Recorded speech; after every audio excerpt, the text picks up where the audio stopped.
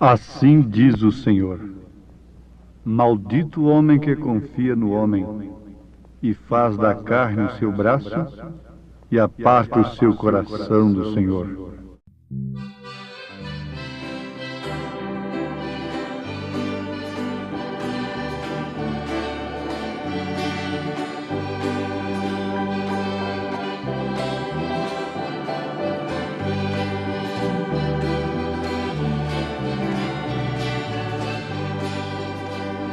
Vamos para o céu, vamos ver Jesus. Só vai para o céu quem andar na luz. A luz é a verdade, não é fantasia. É o poder de Deus com a sabedoria. Só entra lavado no sangue de Jesus. Só entra lavado no sangue de Jesus. Não entra pecado, não entra o pecado. Só entra lavado no sangue de Jesus.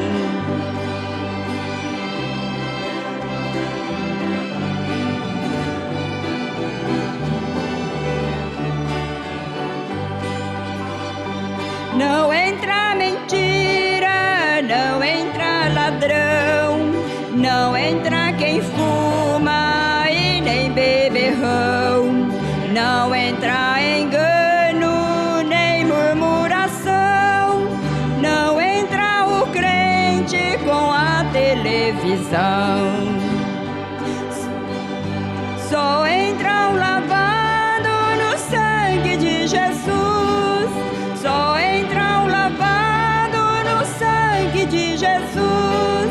Não entra pecado, não entra o pecado. Só entra o lavado no sangue de Jesus.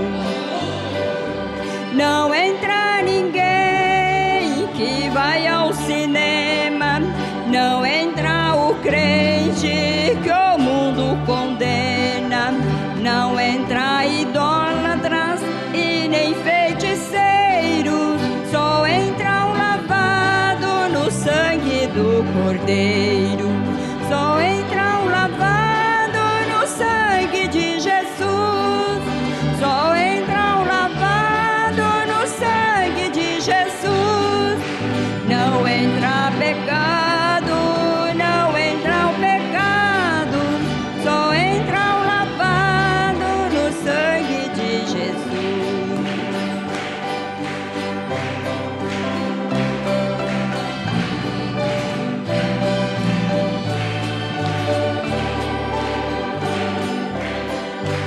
Não entra irmãs que tiram a sobrancelha, nem entra irmãos que falam da vida alheia.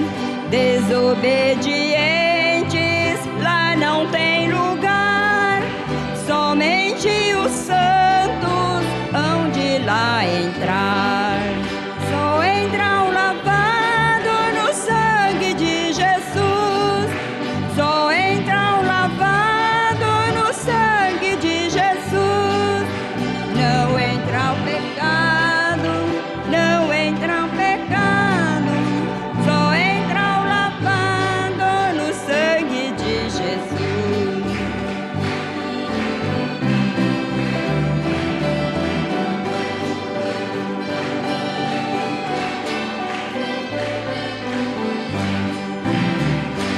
A vida do crente está no coração e santificada com a oração, deixando o mundo, o velho Adão, abraçando a Cristo, a nossa salvação.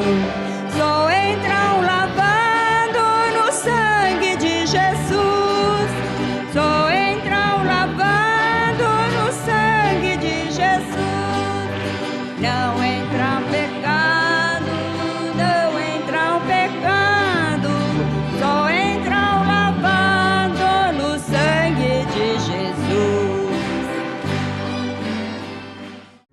ouvintes amados, é tendência humana e perfeitamente natural que o homem tenha temor de perder o que possui.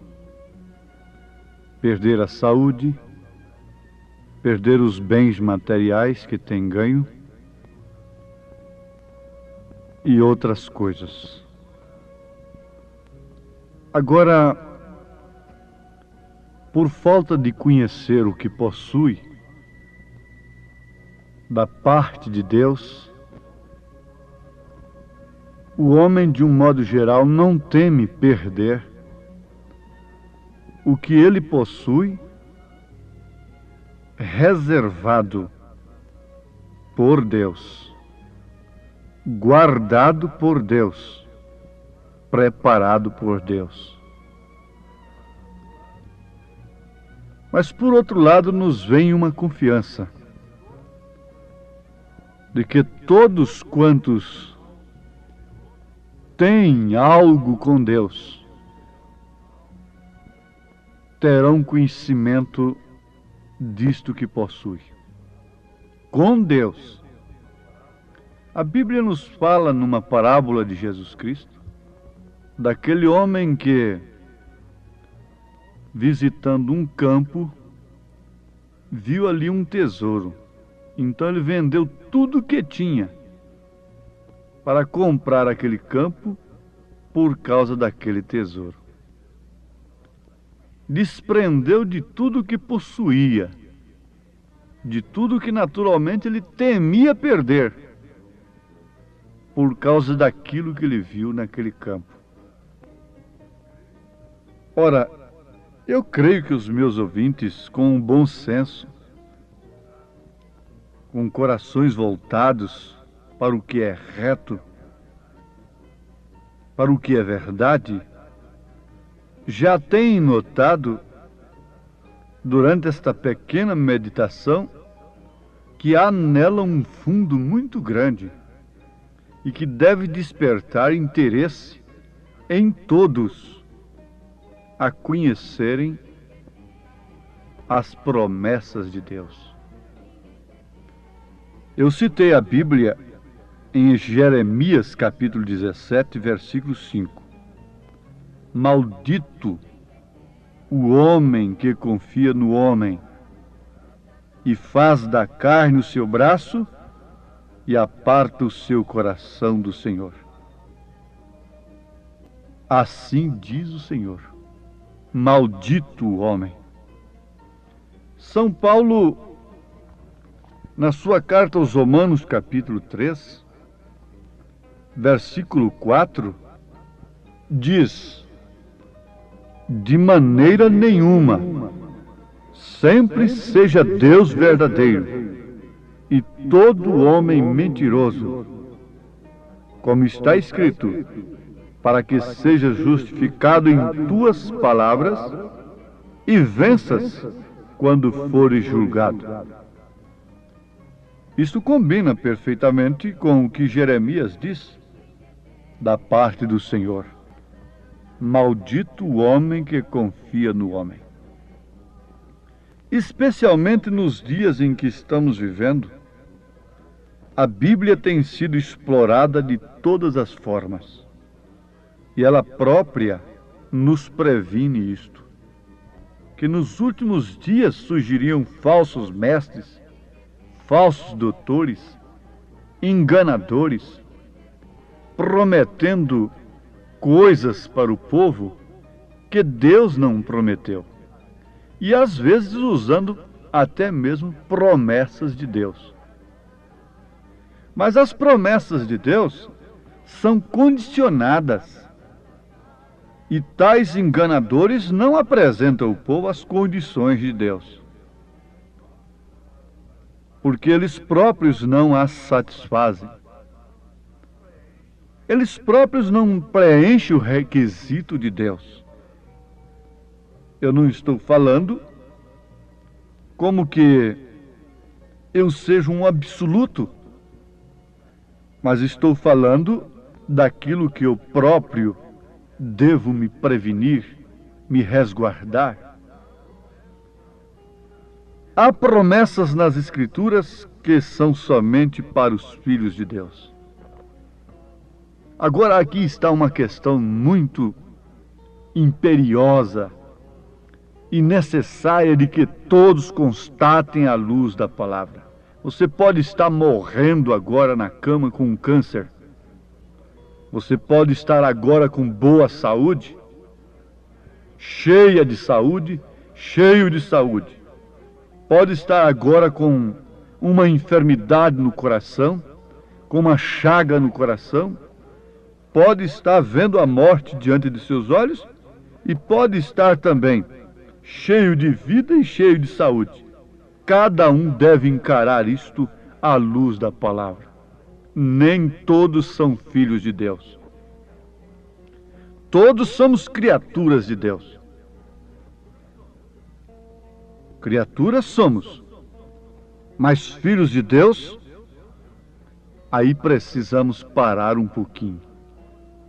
As Escrituras nos mostram isto claramente, de uma maneira notória.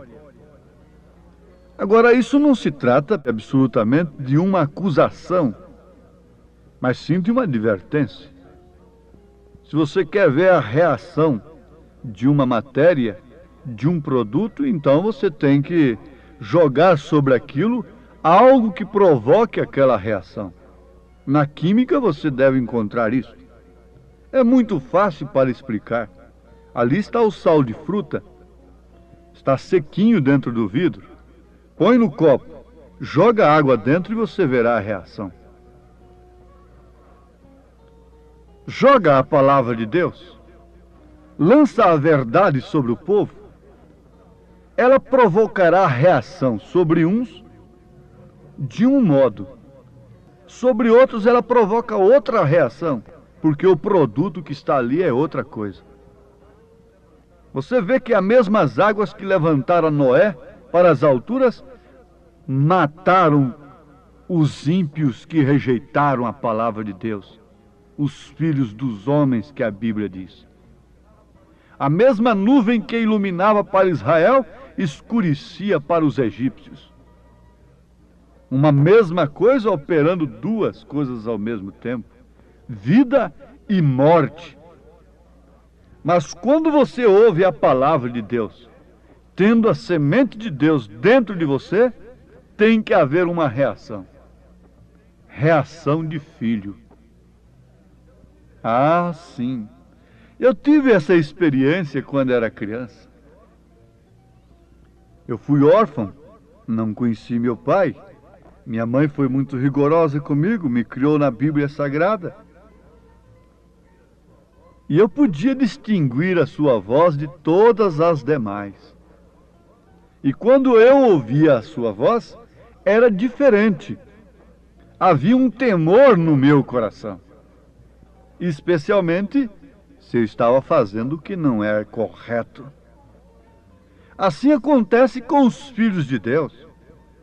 Aqueles que não são filhos de Deus podem ouvir a sua voz, ouvem a sua correção, isso a Bíblia diz. E não dão conta disto, começam a zombar e seguem adiante, como se nada estivesse acontecendo, e clamando de Deus bênçãos. E às vezes orando, sabendo que Deus derrama chuva sobre maus e bons. Agora nós vamos pensar um pouquinho sobre maldito o homem que confia no homem, e seja todo homem mentiroso e Deus o único verdadeiro. De que maneira Deus transmite as suas promessas aos homens? É através do homem. Então nós estamos agora em dificuldade, mas maldito o homem que confia no homem, mas no homem que faz da carne o seu braço e que aparta o seu coração do Senhor. O homem que faz dos credos o seu braço para pregar o Evangelho, o homem que tem feito de uma denominação o ponto saliente de sua mensagem, esse homem não deve ser acreditado. E maldito aquele povo que crer naquele homem. Maldito foi o povo que creu em Balaão, sendo ele um profeta, e falando em nome do Senhor. Mas maldito foi o povo que descreu em Moisés, sendo ele um homem. Mas em que braço Moisés descansou? Qual era o interesse de Moisés? Qual era o interesse de Balaão? Ambos eram homens. Maldito o homem que descreu na palavra de Noé, sendo ele um homem. Maldito o homem que descrê nos apóstolos de nosso Senhor Jesus Cristo, porque o próprio Senhor Jesus Cristo disse: aquele que vos recebe, a mim me recebe, mas aquele que rejeita a vós, a mim me rejeita. Maldito o homem que confia no homem, que faz da carne o seu braço, que lhe anuncia um evangelho intelectual por um lado, científico e moderno, e por outro lado essa balbúrdia pentecostal de promessas, de milagres somente e de nenhuma separação para Deus. Vocês não estão sendo intimados a confiarem no homem, mas sim em Deus. Ninguém pode crer em Deus sem crer em seus mensageiros. E se há uma semente de Deus dentro do seu coração, você distinguirá pelo que você ouve quem é que está falando a palavra de Deus. O Filho de Deus tem as promessas de Deus em seu coração desde antes da fundação do mundo. Ele não é salvo aquele dia que ele vai ali à frente, chorando no altar, pedindo o seu batismo. Ele é salvo desde antes da fundação do mundo. Ele simplesmente tomou conhecimento de sua salvação naquele dia, quando Deus estava usando um homem para lhe falar sobre tão grandes promessas. Daí então vem a piedade, que é temor de Deus.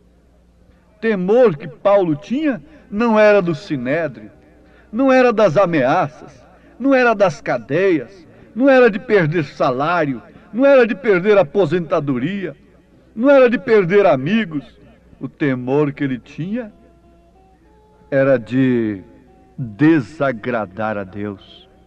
O temor que o crente tem é de perder aquilo que tem da parte de Deus. E tendo este temor, que é imposto pelo conhecimento que a pessoa tem do que possui com Deus, ela não troca de maneira alguma essas promessas de Deus pelas promessas que o mundo faz, embora sendo elas até vantajosas. Satanás ofereceu coisas vantajosas para Jesus.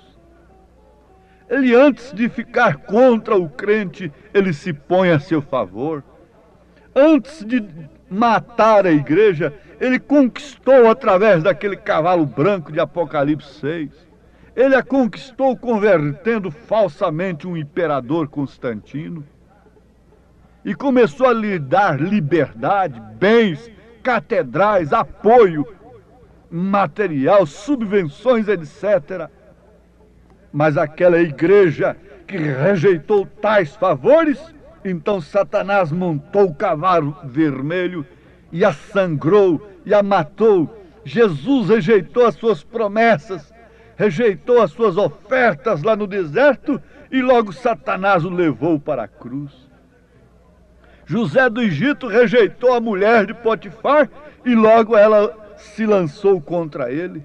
Ela não estava amando-o tanto a ponto de querer deitar-se com ele?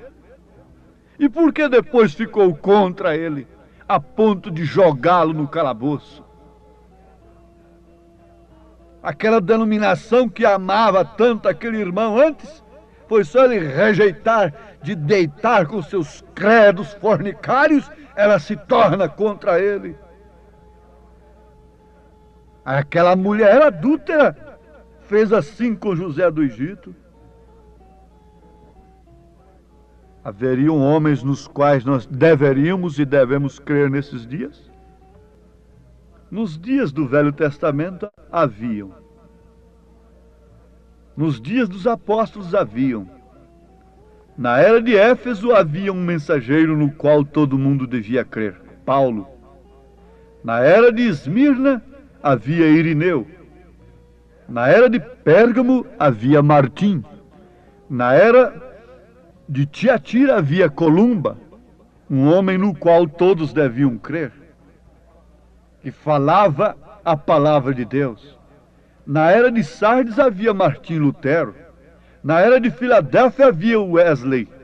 E nesta era de Laodiceia há um profeta de Deus, que na verdade mostra a causa da desgraça do mundo que está à beira de um caos tenebroso, mas tem coragem de mostrar quem é culpado.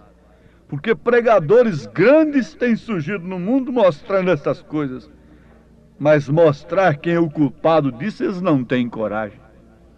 A falsa igreja, os falsos ensinamentos, as falsas promessas, as promessas de Deus entregue ao povo de uma maneira pervertida, sem a devida limpeza antes, sem a devida santificação, sem a devida purificação, sem a devida sã doutrina, tem causado esse montão de falsos cristãos viciados, dominados pelos vícios, pela carne, pelo sexo, pela perversão, pela doença e por toda sorte de escravidão.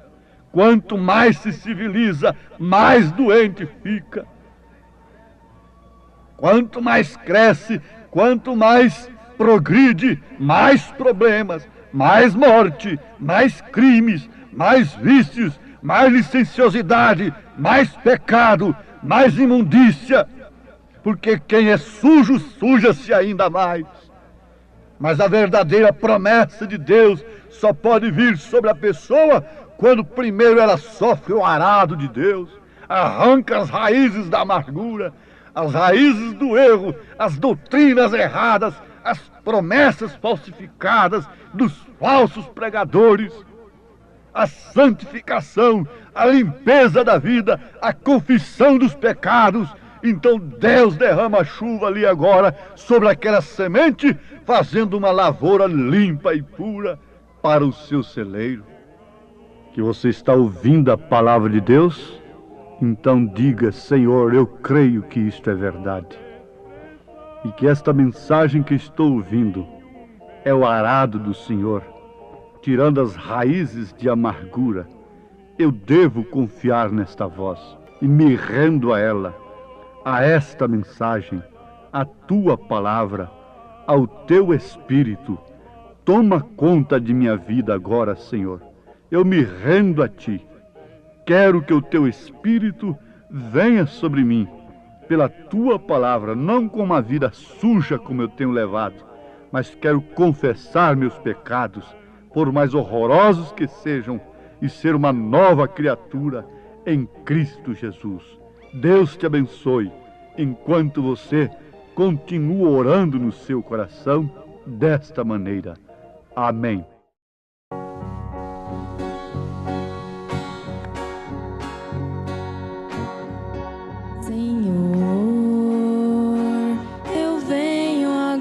Te agradecer por tudo que o Senhor me fez saber. São coisas que eu nunca merecia. Senhor, aceite essa humilde canção que sai do fundo do meu coração. Eu ofereço inteiramente para ti, Senhor. Senhor, com lágrimas saindo dos meus olhos, eu passo a pensar no que eu era e volto a pensar no que tu fez por mim. Senhor, eu sei que tu mudaste a minha vida, pois quando não achavam a saída, o caminho certo me mostrou. Senhor, eu sei que tu mudaste a minha vida, pois quando não achavam a saída, o caminho certo me mostrou.